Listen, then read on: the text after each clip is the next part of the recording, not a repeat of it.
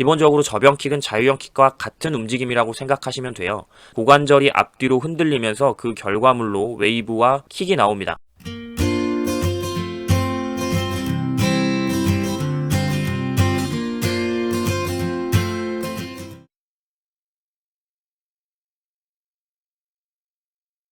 안녕하세요, 수영독학입니다. 오늘은 드디어 여러분이 가장 기다리시던 시간이 아닐까 싶어요. 바로 저병 시작하는 시간인데요. 다른 영법은 발차기를 배우고 팔 동작을 배우고 둘을 같이 하는 콤비 동작을 해서 총 3단계로 크게 보면 완성을 시킵니다. 그런데 저병은 발차기를 배우기 전에 한 가지 동작을 더 하셔야 돼요. 바로 웨이브라는 단계인데요. 이 단계가 사실상 가장 중요하고 저병의 모든 동작의 시작점이라고 할 수 있습니다. 오늘 첫 시간은 이 웨이브에 대한 개념을 정확히 익히고 이론을 정리한 걸 바탕으로 웨이브와 저병킥, 우리가 흔히 돌핀킥이라고 부르는 저병킥까지 연습하는 시간 가져보도록 하겠습니다. 자, 먼저 저병킥하는 모습을 보면서 얘기를 이어갈게요. 굉장히 유연하고 부드럽게 저병킥을 하는 모습을 볼 수가 있습니다. 이렇게 유연하게 몸을 움직이려면 몸의 어느 한 군데가 굉장히 잘 휘어야 되겠죠. 보시면 계속 크게는 고관절이 구부러지는 모습이 보일 겁니다. 그리고 펴지기도 해요. 자유형, 배형, 평형킥까지 고관절의 움직임은 제가 계속 강조드렸었죠. 이렇게 고관절이 접히는 부분을 우리는 힌지라고 이야기합니다. 스쿼트나 데드리프트 할 때 힙힌지를 사용해야 한다, 이런 얘기 들어보셨을 거예요. 그런데 여기서 중요한 것은 부드럽게 구불텅 거리면서 나아가려면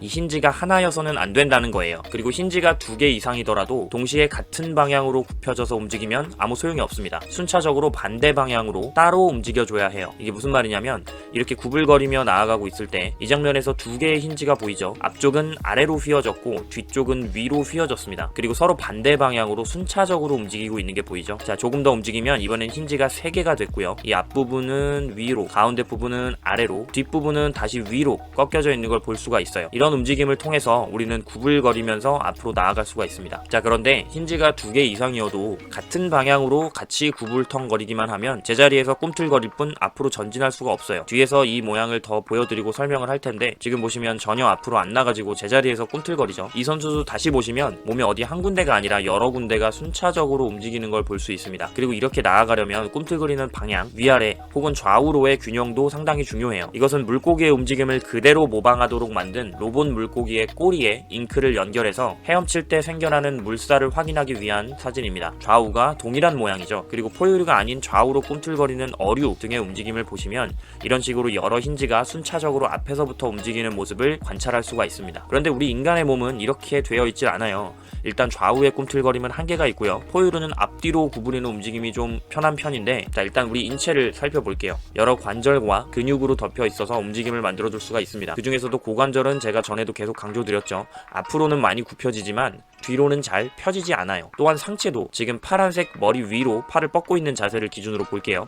팔을 아래로 내리는 동작은 굉장히 많이 내려올 수 있는 반면에 팔이 머리 뒤로 넘어가는 동작은 팔과 머리가 일치돼서 팔이 위를 향하게 되면 거의 끝나게 됩니다. 팔을 뒤로 더 넘기기란 좀 힘들어요. 왜 그럴까요? 이유는 너무도 간단합니다. 우리의 인간의 몸이 원래 이렇게 생겼기 때문이에요. 우리 인류는 아마도 사족보행을 하는 동물에서부터 진화했을 것으로 여겨지죠. 그러다 보니 팔과 다리가 몸 앞쪽으로 내려오는 것에 익숙한 반면에 뒤쪽으로 가는 것은 구조적으로 불편한 겁니다. 태아의 모습을 보면 애초에 팔다리를 앞으로 웅크리고 있죠. 아이들이 기어다닐 때도 마찬가지고요. 마치 네발 동물처럼 팔다리를 사용하는 동작이 익숙한 겁니다. 그 반대는 어렵다는 거예요. 그래도 앞에서 봤던 꿈틀거리는 웨이브를 이어가려면 상체의 힌지는 반드시 필요합니다. 그럼 어떻게 이 상체 힌지를 만들어줄 수 있을까요? 제가 자유형 킥 시간에도 말씀드렸던 장단축 시스템을 볼게요. 장축은 하나가 있고 몸의 단축은 2개가 있죠. 상체축과 하체축이고요. 우리는 이 상체축과 하체축에서 최대한 양쪽으로 비슷한 가동 범위의 힌지를 만들어 주도록 노력을 해야 됩니다. 그런데 상체축은 앞에서 말씀드린 문제 이외에도 문제가 하나 더 있어요. 하체축은 골반뼈와 허벅지뼈가 만나는 굽힘과 펴이 가능한 관절이기 때문에 기본적으로 경첩처럼 잘 휘는 곳이에요. 그런데 상체축은 어깨에 위치한다고 말씀드렸잖아요. 이 부분은 일단 척추가 끝나는 부분이 아니고 척추 중간에 걸쳐져 있습니다. 척추는 구불거리니까 좋다고 생각하실 수도 있지만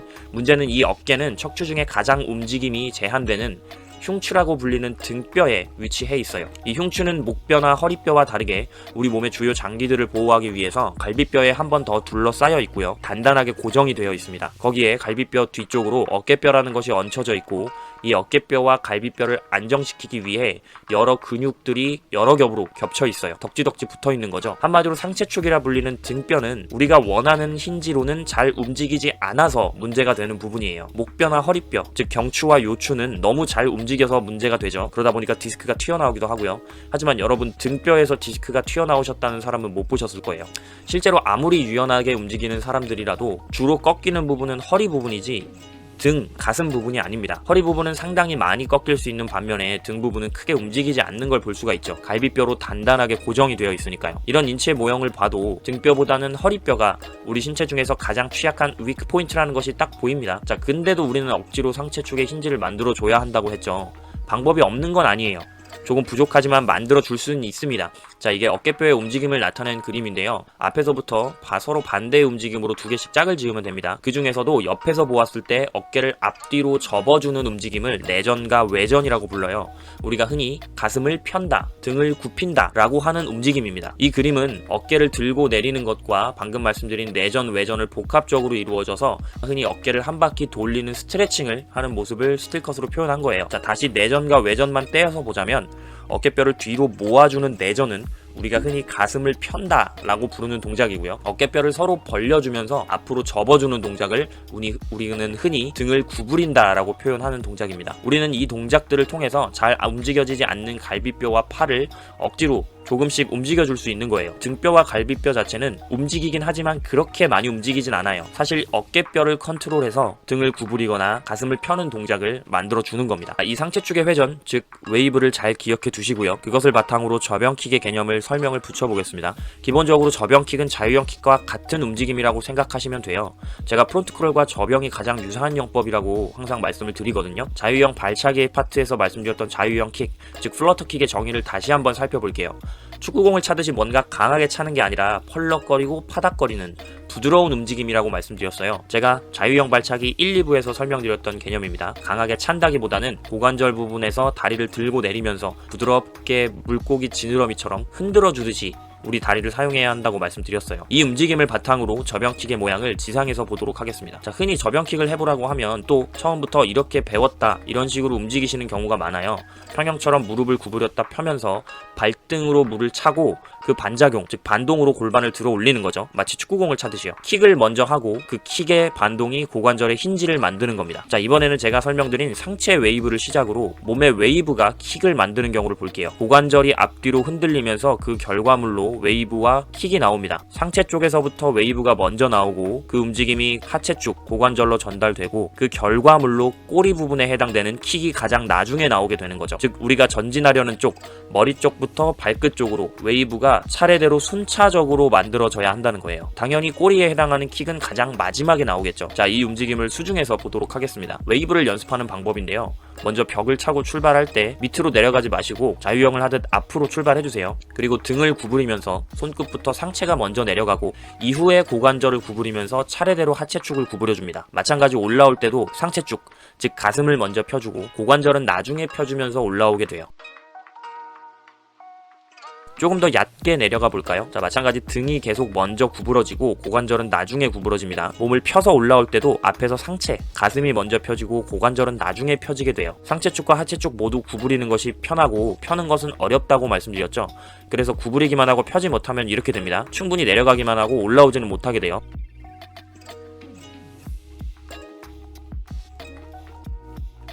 이 움직임들을 부드럽게 연결해주면 드디어 웨이브로 부드럽게 진행이 가능해집니다. 상체축과 하체축 두 힌지가 유기적으로 차례대로 움직여주는 거죠. 아까도 본 영상인데 상체축과 하체축이 동시에 같은 방향으로 움직이면 꿈틀거리기만 할 뿐 앞으로 나아가지지가 않습니다.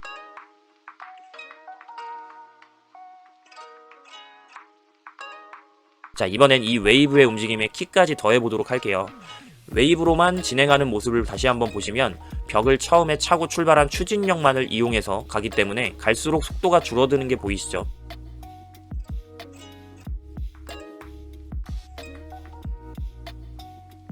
자, 그런데 상하체 축을 유기적으로 이용한 웨이브의 마지막에 구부러졌던 무릎을 펴는 허벅지 힘을 더해서 킥을 차주면 드디어 우리가 돌핀킥이라고 부르는 지속적으로 추진력을 만들면서 앞으로 나아가는 움직임이 만들어집니다. 저는 이 돌핀 킥이 아닌 바디 웨이브 혹은 바디 돌핀이라는 표현을 조금 더 좋아하는데요. 플러터 킥과 마찬가지입니다. 킥에 초점을 맞추는 게 아니라 플러터에 초점을 맞추자는 거죠. 마찬가지로 돌핀 킥에 초점을 맞추는 게 아니라 몸을 쓰는 돌핀의 움직임, 몸의 움직임에 초점을 맞추자라는 거죠. 킥은 가장 마지막에 결과적으로 나오는 동작일 뿐입니다. 자, 이 연습을 할 때 가장 자주 하시는 실수를 볼게요. 먼저 아까 지상에서도 봤던 축구공을 차듯이 무릎을 구부려서 발차기를 먼저 하고 그 반동으로 하체 힌지를 만드는 경우에요. 보기에도 딱딱해 보이죠? 상체를 전혀 사용하지 않고 있습니다. 물 밖에서 보면 이렇게 물이 뻥뻥 튀기기도 할 거예요. 평형처럼 무릎을 구부렸으니까 발이 물 밖으로 많이 나오겠죠. 자유형을 할 때도 말씀드렸지만 발이 물 밖으로 많이 나와서 물이 뻥뻥 튀기는 동작은 불필요한 동작이라고 말씀드렸어요. 저항을 만들어주는 발등이 물 밖에 나온다는 건 애초에 비효율적인 움직임입니다. 발은 항상 물 속에 있어야 돼요.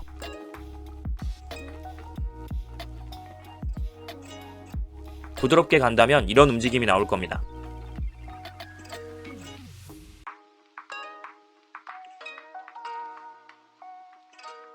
물 밖에서 봐도 물이 많이 튀기지 않고요. 발등은 계속 물속에서 물을 눌러주는 걸 볼 수 있죠. 그리고 웨이브의 한 사이클 중에서 가장 마지막에 킥이 들어가는 걸 볼 수 있습니다. 상체 힌지가 먼저, 그 다음 하체 힌지가 나오고 마지막에 무릎 힌지, 즉 킥이 나오는 거죠.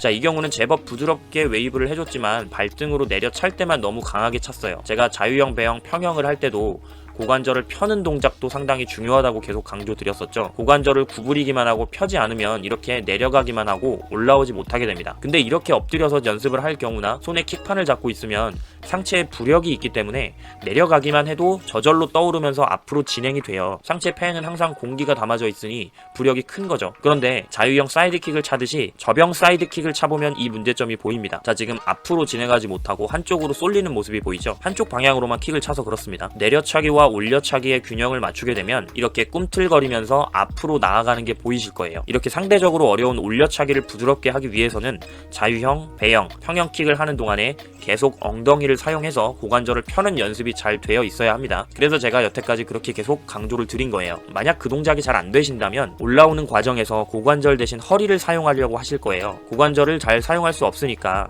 그 보상작용으로 비슷한 역할을 할 수 있는 허리를 자꾸 사용하게 되는 거죠. 이렇게 되면 웨이브 폭이 너무 커질 뿐더러 일단 허리에 무리가 갑니다. 아까도 말씀드렸지만 목과 허리는 너무 많이 움직여서 문제가 되는 친구들이에요. 잘못하면 디스크 튀어나옵니다. 사이드킥으로 다시 볼까요? 이번에는 반대쪽으로 몸이 위쪽으로 상승하듯이 진행하시는 게 보이죠? 물론 웨이브를 하면서 허리를 전혀 사용하지 않을 수는 없어요. 상체와 하체축을 연결해주는 부분이기 때문이죠. 하지만 이곳을 올려차기에 주도적으로 사용하는 것은 보시다시피 움직임 면에서도 좋지 않습니다. 우리는 올라가거나 내려가려고 웨이브를 하는 게 아니에요. 앞으로 가기 위한 방법으로 살짝 올라갔다 내려가면서 웨이브를 하는 겁니다. 거기에 더해서 우리 몸의 위크 포인트인 허리를 혹사시키기 때문에 말씀드린 부상의 위험성도 있고요. 자, 이번에는 아예 그냥 웨이브 연습을 잘못한 케이스들인데요. 이렇게 팔만 내려갔다고 해서 물속으로 내려가지지 않아요. 이렇게 되면 얼굴 전면이 저항을 받으면서 속도가 확 줄어버리겠죠. 반대로 이번에는 올라오면서 머리만 든 경우에요. 이번에는 팔이 저항을 받기 때문에 등이 펴지지 않고 머리만 든다고 해서 웨이브가 잘 진행되지 않습니다. 상체축은 저희가 배영 시간에 잡았던 완벽한 유선형을 잡아주면서 연습하시는 게 좋아요. 이번에는 어떤 자세 면에서가 아니라 연습하는 방법에 대한 실수를 좀 볼게요. 이것도 의외로 많이 하시는 경우거든요. 벽을 차면서 밑으로 내려가신 경우에요. 이거는 벽을 차서 처음부터 앞으로 간 게 아니라 그냥 밑으로 내려가 버렸기 때문에 내가 웨이브를 잘 해서 내려간 건지 벽을 차서 내려간 건지 확인할 수가 없어요. 그래서 처음에는 벽을 차고 떠서 앞으로만 가다가 속도가 다 죽기 전에 웨이브를 해서 내려가 주세요. 그래야 내가 웨이브를 잘 했는지 확인할 수가 있겠죠. 여러가지 실수랑 잘못된 자세까지 보느라 좀 복잡해졌는데요. 연습 방법을 물 밖에서 보면서 다시 한번 정리해보도록 하겠습니다. 처음에는 이런 식으로 웨이브만 해서 내려갑니다. 벽을 차거나 바닥을 차면서 출발하는 추진력이 남아있을 때 딱 한 번만 깊이 내려갔다 올라오는 거예요. 그러면서 점점 내려가는 깊이를 줄여보시면 됩니다. 이번에는 킥을 같이 차준 경우입니다. 이번에도 보시면 킥을 하기 전에 등을 구부리면서 상체가 먼저 내려가는 게 보이실 거예요. 유기적으로 순차적으로 연결돼야 합니다. 앞에서부터요. 그렇지 않으면 이렇게 물이 많이 튀기면서 강한 킥으로 내려가진다고 말씀드렸죠. 이 부드러운 움직임을 연결해주면 아까 본 것과 같은 웨이브의 연결이 나옵니다. 계속 보시면 상체축보다는 하체축, 특히 고관절이 굽혀질 때 굉장히 부드러운 모습이 보여요. 그렇지만 그 부분은 말고 다른 부분도 전체적으로 부드럽게 웨이브를 잘 넣어주고 있습니다. 저병은 이렇듯 웨이브가 잘 되지 않고 킥만으로 앞으로 나갈 수가 없는 영법이에요. 아까 앞에서 이론 설명을 해드렸듯이 어깨뼈가 상당히 자유자재로 움직이지 않으면 상체축의 웨이브를 만들어주는데 한계가 있습니다. 저병을 가장 마지막에 배우는 이유는 당연히 가장 어려워서겠죠. 근데 사실 동작의 난이도만 놓고 보면 그렇게 어렵지 않아요. 저병의 동작들은 이 동작을 이해하고 구사하는 게 어려운 게 아니고요. 이 동작을 구사하기 위한 몸의 가동 범위나 근력이 충분히 뒷받침돼 주어야 합니다. 특히 상체의 가동 범위가 많이 필요합니다. 그래서 수영 잘하는 사람들, 수영 선수들을 보면 하체보다는 상체가 강조되어 보이는 거예요. 물론 하체 운동도 안 하는 건 아니지만 하체를 주로 사용하는 종목의 운동들이나 일반인들에 비하면 상체가 훨씬 잘 발달되어 있는 걸 볼 수가 있잖아요. 이 두 가지 가동 범위와 근력이라는 조건은 운동 초보자에게는 없는 것이겠죠. 그렇기 때문에 우리가 자유형, 매형, 평형을 하는 동안 이 두 가지를 충분히 키워서 저병을 할 수 있는 몸 상태가 먼저 되어야 하는 겁니다. 그리고 나면 저병의 기술은 저처럼 체계적으로 알려주시는 분에게 들으면 그다지 어려울 게 없어요. 자, 일단 이 비기너 스텝에서는 한팔 저병과 양팔 저병까지 진도 계속 나갈 거예요. 그리고 이 비기너 스텝이 완료가 되면 하체와 상체, 특히 고관절이나 발목, 그리고 어깨뼈 가동 범위를 많이 확보할 수 있는 스트레칭 방법들을 소개해드리도록 하겠습니다. 다음 시간에는 오늘 했던 돌핀킥이 아닌 퍼스트킥과 세컨킥, 흔히 입수킥과 출수킥이라고 부르는 저병의 서로 다른 두 킥에 대해서 다뤄보고요. 한팔 저병까지 연결시켜 보도록 하겠습니다. 감사합니다. 수영독학이었습니다. My name, my age, my favorite color, my height, my sign, do I have a lover? What's my nationality?